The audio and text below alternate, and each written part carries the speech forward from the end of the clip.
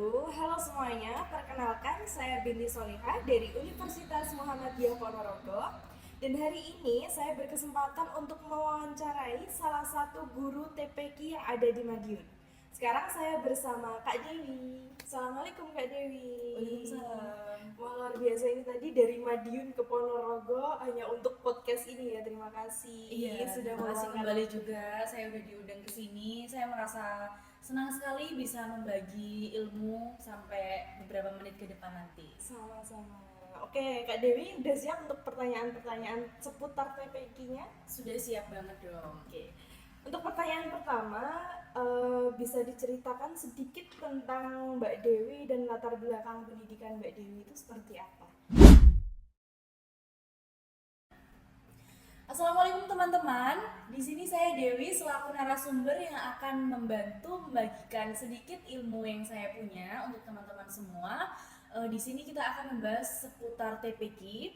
Terkait background pendidikan saya sendiri, sebenarnya saya pendidikannya itu di bidang administrasi, tetapi dengan pengalaman-pengalaman sebelumnya saya juga banyak belajar terkait TPQ, bagaimana cara mengajar anak-anak itu supaya bisa lebih mengerti. Jadi saya sedikit-sedikit bisa tahu karena basic pendidikan itu saya sudah punya.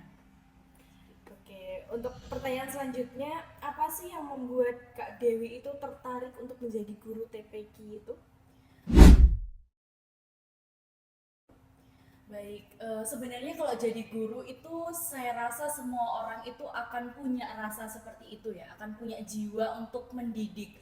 Apalagi kita adalah seorang wanita yang dimana mungkin teman-teman semua itu juga punya adik atau mungkin punya saudara yang di bawah umur, pasti jiwa sebagai pendidik itu akan muncul dengan sendirinya. Kalau saya sendiri kenapa tertarik? Karena saya mempunyai adik yang usianya jauh di bawah saya, jadi saya rasa mungkin kedua orang tua saya sudah cukup untuk mengamalkan ilmu mereka, jadi gantian saya yang harus mengamalkan ilmu saya kepada adik saya. Dimana memang perjalanan mengajar ini saya awali mulai dari diri saya sendiri ke keluarga, seperti itu.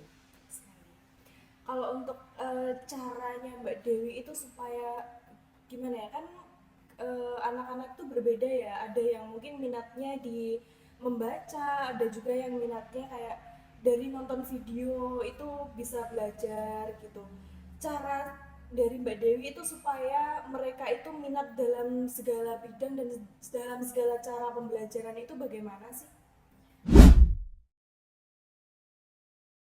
Oke, sebenarnya memang kalau dari segi pendidikan sebagai seorang pendidik itu pasti sudah mempelajari semua strategi belajar mengajar itu semua bidang pembelajaran, bukan cuma TPQ saja yang mengaitkan dengan cara mereka harus belajar mengaji, menulis, membaca dan sebagainya. Tapi di semua bidang ilmu itu memang kita memiliki strategi pembelajaran di mana setiap kebutuhan siswa itu pasti berbeda-beda. Ada yang belajarnya itu bisa cuma sekedar membaca, dia sudah bisa memahami, bisa menerapkan, tetapi ada juga beberapa siswa itu yang harus melihat video dulu, harus mendengarkan dulu baru bisa menerapkan itu, mengaplikasikan itu ke dunia nyata. Kalau untuk saya sendiri, saya strateginya memilih untuk menggabungkan semuanya. Jadi saya penuhin semua kebutuhan siswanya itu apa. Kalau memang ada beberapa siswa yang harus menonton video dulu, harus mendengarkan sesuatu dulu agar mereka bisa mencerna, itu juga saya berikan. Jadi model pembelajarannya itu saya gabung jadi satu.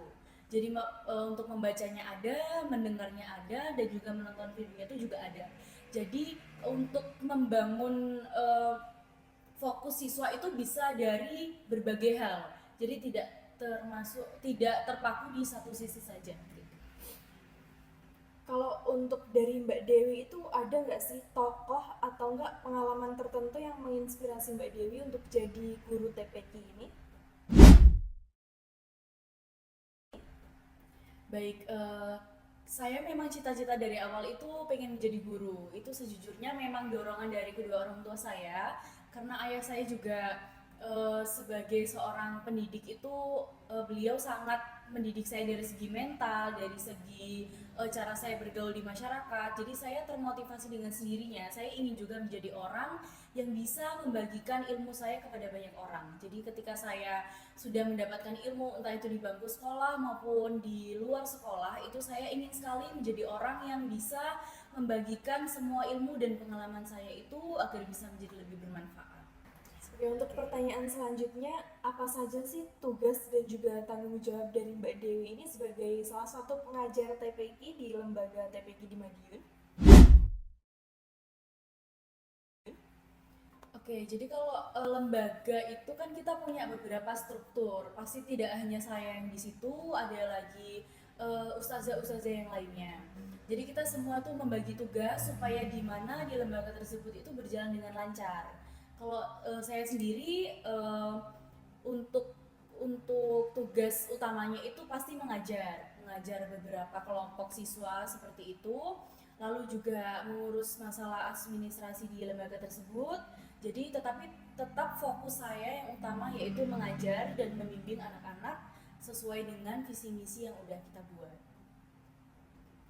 Oke Mbak Dewi, untuk pertanyaan selanjutnya, itu bagaimana Mbak Dewi itu menyusun rencana pembelajaran yang efektif di TPQ ini? Oke, sebenarnya menurut saya semua basic mengajar itu pasti sama menyusunnya itu. Pertama kita juga harus tahu bagaimana kebutuhan siswa dan apa aja materi yang akan diajarkan pada hari itu. Karena kalau kita TPQ itu kan kita nggak ada jam yang misal satu hari itu 2 jam, 3 jam, nggak seperti itu kan. Pasti mungkin maksimal itu satu hari cuma 1,5 jam. Jadi saya menyusun pertamanya itu pasti saya lihat dulu kebutuhan siswa, sekelompok siswa ini kira-kira membutuhkan apa sih di hari itu. Ketika mereka sudah waktunya mungkin menghafal surat-surat pendek, berarti saya harus membuat mungkin salah satu video yang berisi surat-surat pendek itu beserta artinya dan beserta bagaimana cara mengamalkan surat tersebut. Seperti yang diajarkan di madrasah-madrasah pada umumnya kan, pasti anak-anak dikenalkan dengan surat pendek, artinya, lalu bagaimana cara anak-anak itu bisa mengamalkan. Nah, di situ juga kita terapkan pada saat anak-anak itu berada di TPQ. Jadi untuk pemantapan supaya ketika di sekolah itu sudah mendapatkan, biasanya anak-anak di rumah itu cenderung sudah lupa gitu. Jadi tugas kita mengajarkan di TPQ itu untuk merefresh anak-anak supaya selalu ingat. Jadi bisa mengingat 2 kali di sekolah dan juga di TPQ. Harapannya anak-anak juga bisa mengulang lagi di rumah bersama orang tua seperti itu. Oke, kalau untuk dari Mbak Dewi, itu ada nggak sih pemanfaatan teknologi untuk memaksimalkan pembelajaran di TPQ ini? Sebenarnya kalau masalah teknologi itu saya rasa semua guru, gak cuma di TPQ aja, di sekolah itu sudah paham kalau misal perkembangan teknologi sekarang itu memang sangat pesat sekali. Jadi mau tidak mau semua guru dari jenjang pendidikan itu pasti akan mengikuti perkembangan teknologi yang ada. Seperti yang sekarang lagi marak itu di YouTube, seperti itu. Jadi kita juga selalu berusaha untuk mengikuti perkembangan teknologi yang ada. Jadi anak-anak kita fasilitasi untuk bisa belajar melalui YouTube, tapi tetap kita kasih pengawasan. Jadi supaya tidak melenceng dari apa yang seharusnya diajarkan. Jadi tetap selalu dalam porsinya masing-masing gitu. Kalau untuk menghadapi kan anak-anak sekarang itu pastinya suka main HP, terus suka main game gitu ya.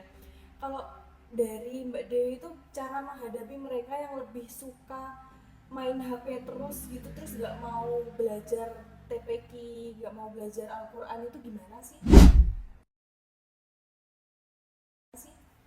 Nah, kalau di lembaga kita sendiri itu sebenarnya kita melarang siswa untuk membawa HP. Jadi selalu kita utamakan controlling setiap saat agar juga Bapak Ibu di rumah itu bisa tahu kalau memang anaknya ketika pembelajaran di sini itu kita tidak akan membolehkan untuk anak-anak itu bermain HP, apalagi di luar pengawasan ustazah gitu. Jadi untuk memaksimalkan supaya anak-anak itu tidak berlarut dalam main HP itu utamanya di sini kita menerapkan peraturan tersebut.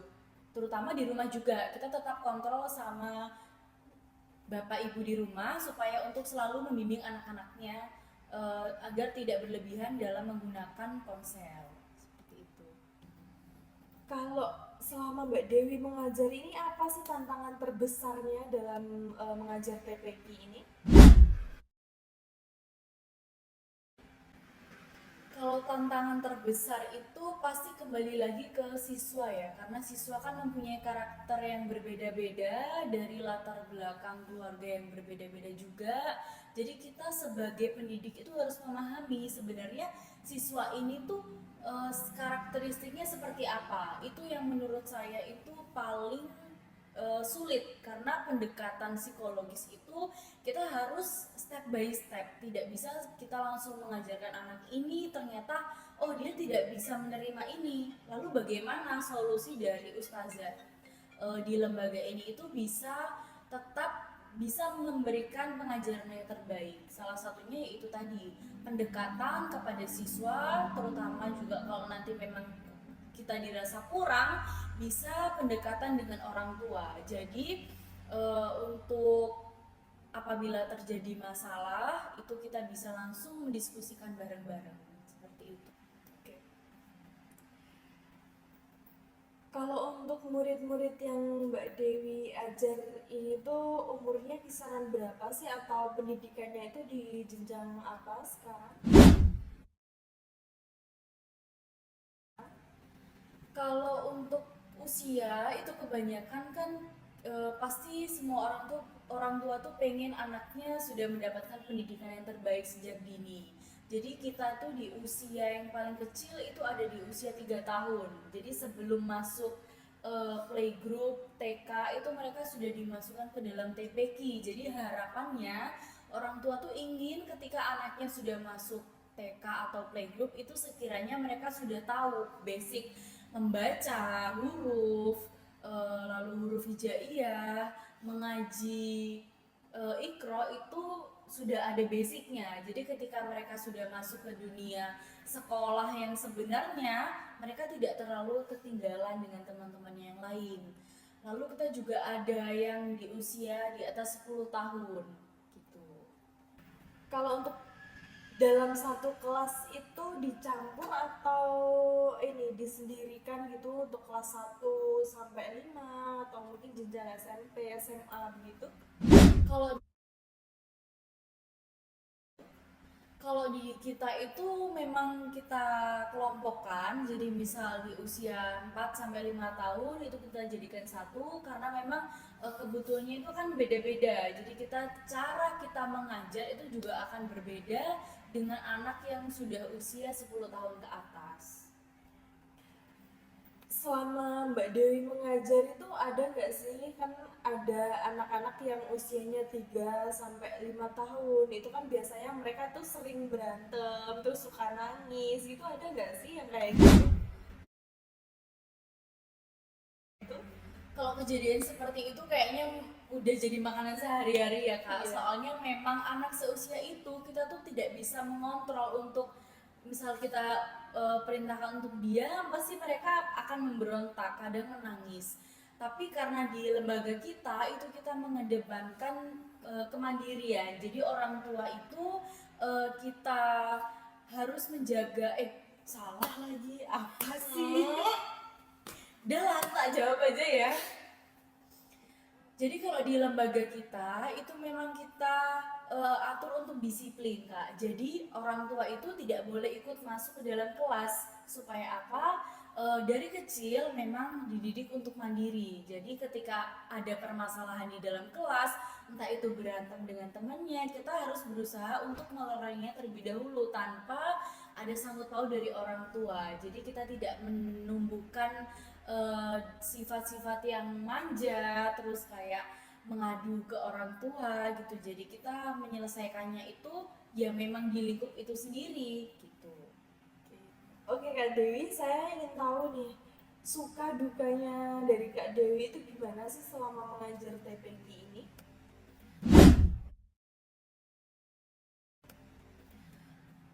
Menurut saya memang dimanapun kita berada, dimanapun kita menyesuaikan diri itu pasti akan selalu ada suka dan duka.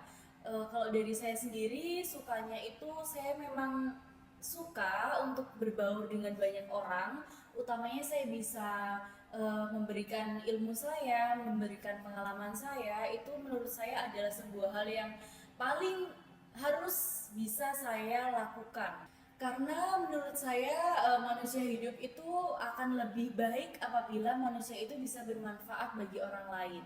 Kalau untuk dukanya mungkin hampir tidak ada ya Kak, karena menurut saya membagikan ilmu itu adalah sebuah hal yang sangat mulia. Dari diri kita juga pasti akan merasa ikhlas, akan merasa senang ketika diri kita itu bermanfaat untuk orang lain. Mungkin untuk kendala-kendala yang kecil itu masih bisa sangat dimaklumi, karena menurut saya itu adalah sebuah hal yang wajar terjadi di sebuah lingkungan, apalagi di dunia pendidikan pasti akan selalu ada hal-hal kecil yang memang itu akan selalu menjadi evaluasi kita. Ketika hal kecil itu sudah dievaluasi, bukan berarti hal kecil itu akan menjadi selesai dan tidak timbul masalah. Akan selalu ada evaluasi-evaluasi baru supaya pembelajaran itu bisa lebih maksimal. Seperti itu. Oke. Kalau untuk harapan dari Mbak Dewi ini, harapan kedepannya untuk TPQ ini itu apa sih? Kalau saya sebagai pendidik, saya pasti berharap sekali siswa itu bisa dapat merasa senang, merasa tenang untuk belajar di lingkungan ini, karena memang mungkin orang tua juga pasti sangat mengharapkan untuk ketika anaknya dititipkan di sini pasti punya harapan yang besar, ingin anaknya bisa lebih memahami, karena ketika di rumah mungkin mereka cenderung tidak mau untuk mendengarkan kedua orang tua. Dititipkan di sini bertemu dengan ustazah, bertemu dengan teman-teman yang lain, itu pasti orang tua sangat berharap anaknya itu bisa berkembang berbeda dari ketika mereka itu bergaul di rumah. Pastinya berkembang dengan cara yang lebih baik, berkembang dengan menghasilkan hasil yang lebih baik, seperti itu. Oke, Kak Dewi, itu adalah pertanyaan terakhir. Terima kasih Baik, atas terima waktunya. kasih banyak. Udah mau direpotin untuk saya wawancara. Enggak. Jauh-jauh dari Madiun ke Ponorogo hanya untuk wawancaranya. Terima kasih banyak Baik, loh. saya juga terima kasih sekali sudah mempercayai untuk mengundang di wawancara kali ini. Oke, semoga apa yang telah Mbak Dewi share kepada kita semua itu bisa bermanfaat untuk kita semua. Amin. Terima kasih Mbak Dewi. Iya, terima kasih. Baik teman-teman, itu tadi adalah sedikit wawancara saya bersama Kak Dewi sebagai salah satu pengajar TPQ yang ada di Madiun. Semoga apa yang Mbak Dewi share kepada kita itu bisa bermanfaat di kemudian harinya. Terima kasih sudah setia menonton. Akhir kalam, wassalamualaikum warahmatullahi wabarakatuh. Waalaikumsalam warahmatullahi wabarakatuh.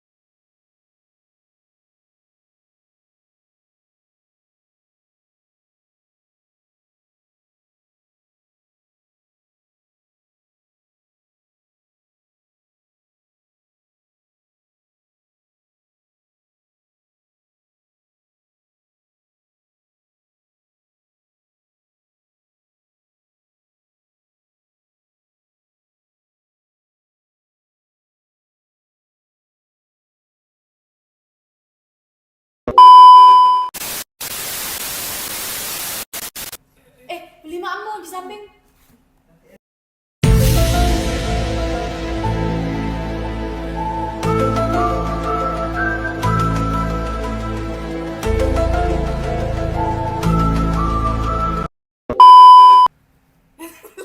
Ayo.